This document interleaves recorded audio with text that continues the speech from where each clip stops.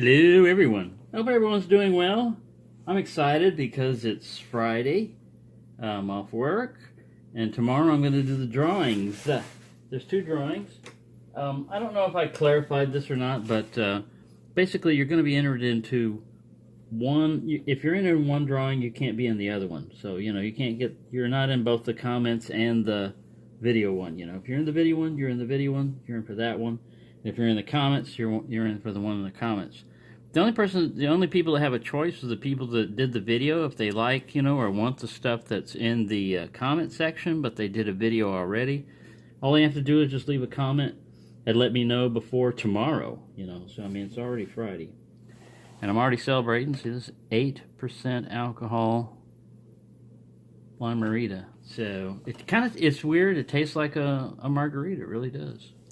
But it'll mess you up like a margarita, too. Anyway, I just wanted to say that. Also, I wanted to mention about picks, something about picks.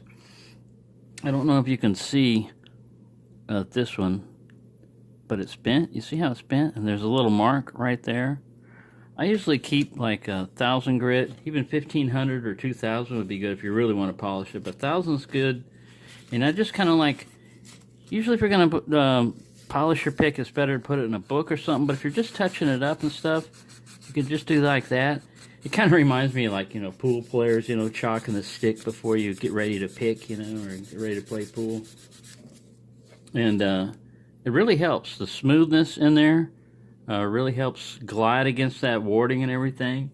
The worst thing you can get on the bends on the pick is what I've got kind of like here, that kind of like snake, type of thing, because it'll really mess up your pin placement. At first you'll be all right, and then later on you'll start feeling resistance, and you'll think you're picking a pin, but you're not. Your pick is crooked, and you're actually hitting warding, and that can lead to the other bend, which is, you can kind of see this one down here. Now this is a 15,000 pick. Now you got to keep that in mind, and I've been using it a lot. So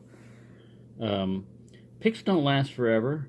Manufacturers are pretty good about that. Like Peterson's and stuff, they usually cost like $8 a pick. If you break one, I think all I got to do is send him a picture. And this one I really do think is like a manufacturing defect, because they etch this, they etch the model number right here, and it's pretty damn deep in there. They could just do something better than that, but it's really cuts in there pretty far, and that contributes to the weakness. Let me see if this guy will focus. That's going to contribute to the weakness of see if this guy will zoom. Ooh, look at that. No, ain't over there. Well, that's as far as he wants to zoom. What the hell? There you go. Ooh, yes. Exciting. Maximum zoom. Engaged. Anyways, I don't know why he keeps doing that, but look how deep that is. And that weakens, that cut about half the metal off. So, I'm not blaming this pick for breaking. That is a manufacturing defect. Although, this is the first Peterson that I have broken. And like I said, I've abused these things as far as like bending the hell out of them. The other thing is like, another good reason for sanding is part of straightening out your pick is you'll sit here and take like a pair of pliers, and you try to use the smoothest part of the plier, and even if you can put like some leather or some plastic on either side of the jaws in there to help it, but I usually don't do any of that. I'm just saying you should do that. Try to keep it parallel, and you can take a little of the bend out, but when you snap like this one has, when you've got a clean break, there's no way you're going to be able to repair that. Even silver solder and all that other stuff probably wouldn't be strong enough. You're screwed. You screwed yourself. But that happens. These are kind of like expendables. If you've got like I think this one is, it's hard to tell, but if it's got one of these little slip-on handles and stuff, you just pull the pick out. You can reuse the handle again. And this you can turn into a tension wrench or a knife tool.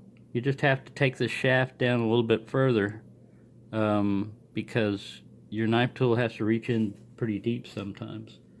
But there you go. I just wanted to mention that.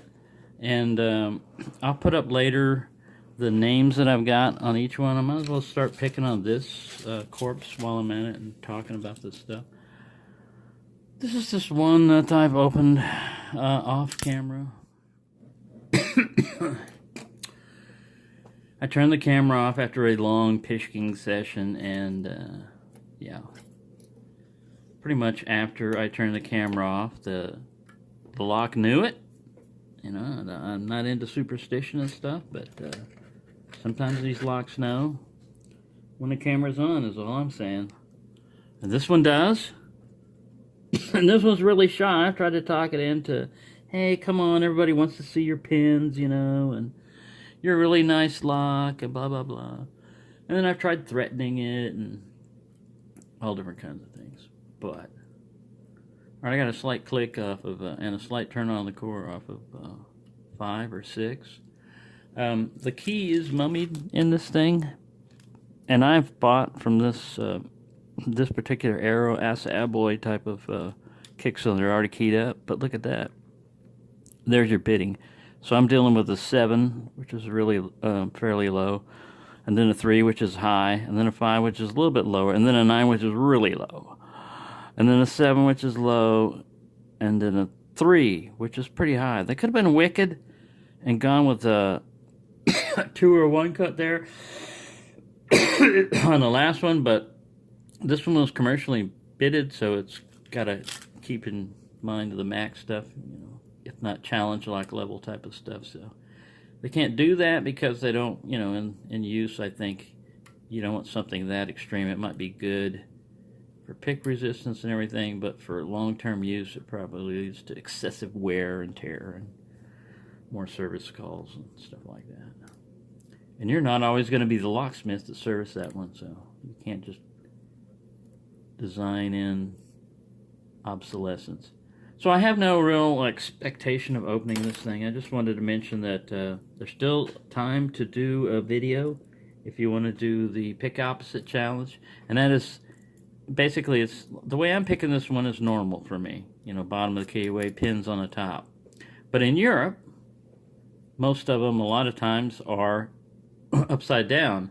And just like many Europeans, they can do this, they can do it opposite, because they're used to picking both ways. They can also speak English, and they probably speak another language, you know. I mean, so they're used to multitasking, whereas us Americans, we're kind of like set in our ways most of the time. But anyways, the whole purpose of that challenge was just difference, you know, because like that pick left-handed, I could have been really wicked and done, all right, I want you to pick your opposite dominant hand, blindfolded. You got to pick and gut, you know, the lock, blindfolded, left-handed, and opposite the normal keyway position. Which, you know, like 1 or 2 might have won, but then it's a random drawing, so it wouldn't have mattered whoever was the best one, you know.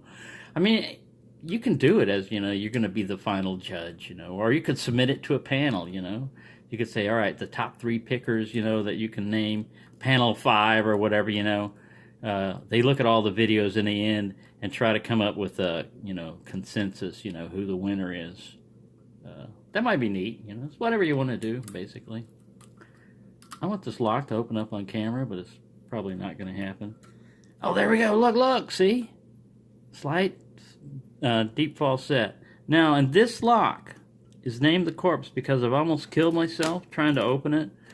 Like marathon sessions, one time I was hungry. I was getting a headache from like low blood sugar. And, oh shit.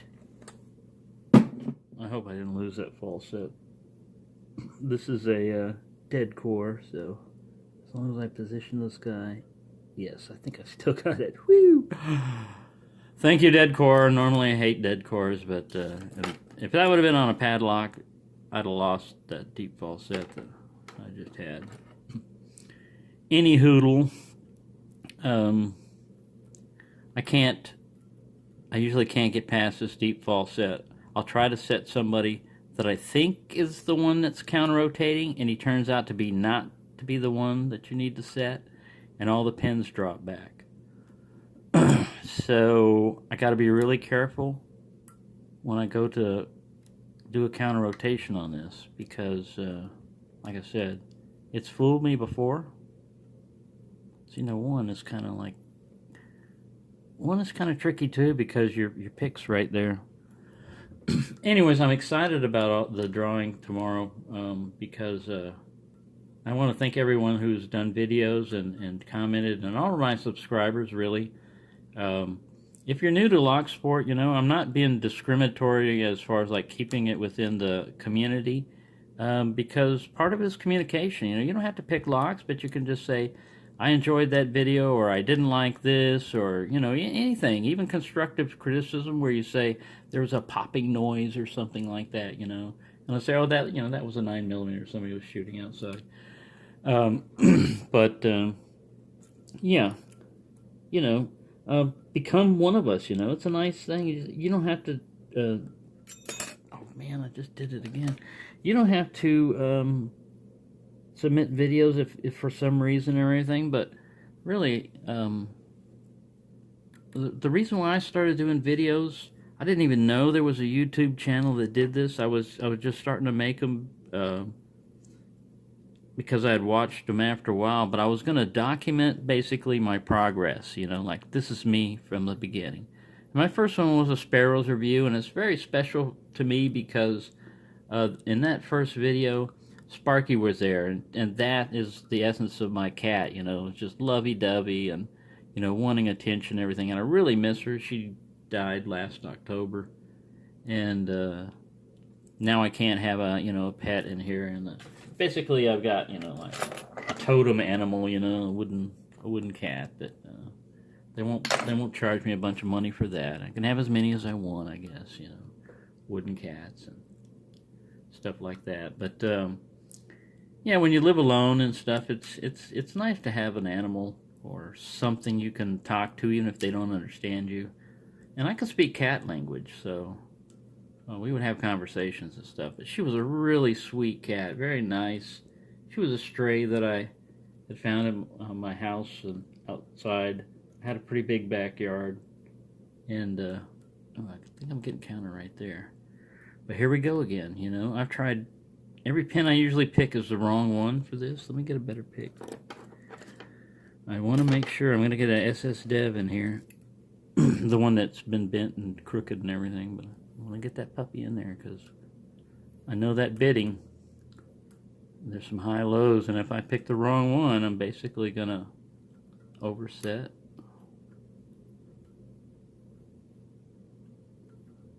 But yeah, I want to get the SS Dev in 23,000s or 25,000s with the handle, and then polish. That's another thing you can do. You can polish this thing, and as long as you got your calipers up there, you can keep miking it, you know, and checking the thickness. And you can do a hybrid pick where the portion that actually goes against the warding is as thin as you want to get it down to. And I figure around like 20,000ths would be good.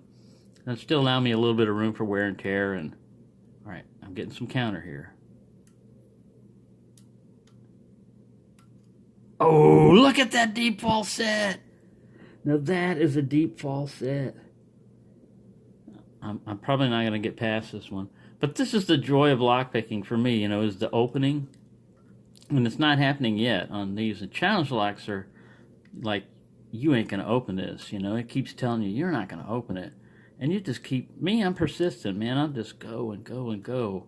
Especially if it's broken a pick or I think I've figured it out, you know. I'll just keep trying and trying and trying until eventually I get the sucker, you know. And don't worry about time limit, you know, stuff like that, because eventually you can get some video editing software that'll allow you to speed it up if you have to. I call them chipmunks. And you can go like, mine will go from 2, all right, I'm getting some counter here. I'm gonna lose everything. It still hasn't set. Oh man, I don't want to do that one. I'm on a pin. It's springing until I hit this part, and then it wants to give me a counter. I don't know. This one's really tricky lock. He's got some deep spools in here, or cuts on the core, or T-pins or something, because you don't usually get this far without an opening on a normal lock. Of course, this is not a normal lock now, but come on, baby, you can do it! It'd be a good video if I could do it on this one. But I think that's about as far as I'm going to get on this guy. I'm about to lose it as far as like picking the wrong guy to set. But if you know you've got that far, you can take a magic marker and you can mark, you know, on the core as far as you've gotten, you know. Me, I just do, look, see these vertical, I don't know if you can see those serrations on the core very well. But straight up and down is I'd say I'm probably at a 1 o'clock position. But it's a deep 1 o'clock. Before it was like 12:30 or something. But that's as far as I've gotten on this guy. And I think this is aptly named kick cylinder here because it'll kill you, you know. You'll lose sleep and everything trying to pick it open. Think you've got it and everything. The house could be on fire and you're like, no, I almost got this. I'm not leaving. I could jump on the window at the last second. I'll wait till my pants are on fire. But yeah, that's the joy I have of picking. And also the people that you meet, you know. That's why I say the people that are just silent and don't say anything and just join for drawings and stuff like that. Well, you know, you might as well comment, you know. You might as well say something. Not just I want to be in the video, you know, or I want to be in the drawing, but you know, comment on other people's stuff. You don't even have to pick locks, you know. Obviously, you found this channel for some reason, you know, and you've got some interest in locks. And I would say, you know, go for it too. Try it, you know, because it's a very friendly and generous community. If you don't have this or that, people can teach you how to. I can teach you how to make stuff, you know, by hand if you have to, or point you to videos where I've done that. From common materials like feeler gauge, which are pretty cheap, or windshield wiper inserts and stuff like that, you know. But yeah, and I don't care, you know, like on the as far as like mailing it out, I'll send it to anywhere in the country, you know. I mean, I can't send it to the moon because we don't have a service of that yet, or Mars or anything like that. But all right, I don't think I'm going to get this guy open, and I've said about enough as I can say about the drawing. But I really am looking forward to it. I haven't sat there and I've got to go through. I've scattered a bunch of different video updates things, you know. I've got an official one where you should have made the comment and stuff, and posted your link if you made a video. But I found ones that, you know, weren't there. I'm basically going to look at every one of my subscribers and see their recent videos or anything and see if I missed any before I do the drawing. But I'm going to do the drawing tomorrow. Depends on how hammered I get tonight, when I wake up. But I'm really looking forward to it. And probably going to be a name in a hat. I was going to get ping pong balls and number them and shit like that, but I didn't get around to getting them. And I don't feel like driving around right now because I'm getting hammered. So it's Friday night. I don't feel like doing anything but cooling off because it's damn hot. All right, corpse. There's one pin in here that should set this guy off. The chipmunks have probably already been fed. So, oh man, that's probably the way I should end this video. Stay tuned next week for this exciting conclusion of The Corpse. Alright, well, that guy will actually stay there. And as long as I, you know, nothing bumps into it and everything, I should be alright. And I've got that deep fall set sitting there. And I'll be able to continue. But anyways, everyone, good luck in tomorrow's drawings. And there's a lot of very good stuff. And I want to again thank Paul Springett for contributing to this. It's really turned, you know, it's turned out to be a very awesome giveaway that no one in their right mind would, you know, not want, you know. And you've got very good chances. I mean, there have been very few video stuff, so your odds are pretty high of getting picked, as far as like better odds than you would get like a lottery, you know, and stuff like that. So thank you for watching, and thanks you once again to all my subscribers. I really do appreciate, you know, I never considered that I would be able to get 200 subscribers. It just never dawned on me, because for the longest time I had like a bug video that I found at Ratco that I'd put up, and I had no followers whatsoever, no views even, no views of the video. So it's really expanded a lot, and I'm really am happy to have found, you know, this community. And I'm sorry this video's run long, because I probably won't involve chipmunks, because I didn't get an opening. But thanks for watching, and happy picking.